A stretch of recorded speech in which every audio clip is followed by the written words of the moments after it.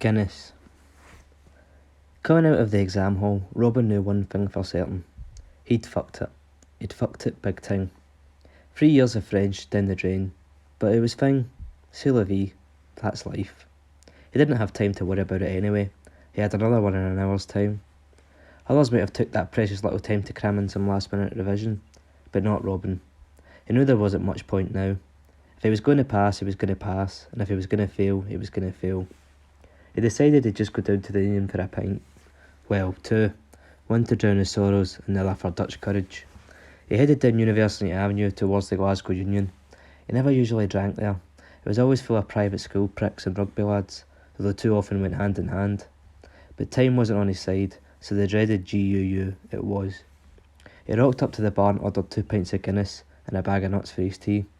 As he sat down and began to neck the first drink, he started to laugh to himself. Guinness, he thought. If only his dad could see him now. Initially, Robin swore off the stuff, hated the taste of it. Except he didn't. Not really. It was more of a way of sticking it to the old man's fury. Get that down, you son. I hate Guinness, Dad, Robin would reply. You don't need to like it, son. You just need to feel the effect. The father and son were sat in the pub next door to the family B&B in Largs. The pub so close they called it the sitting room. Da, Robin eventually plucked up. You're being ridiculous. A pint of Guinness isn't going to change me. It's not going to make me straight.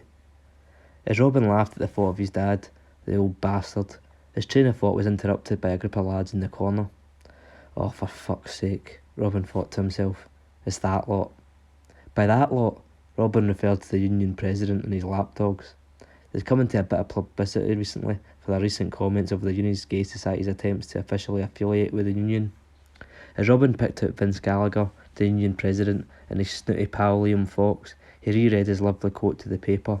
We don't want a squad of puss in our union. Was that it?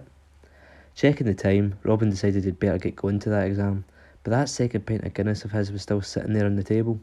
Well, Robin thought to himself, picking up the glass, time for a quick piss first.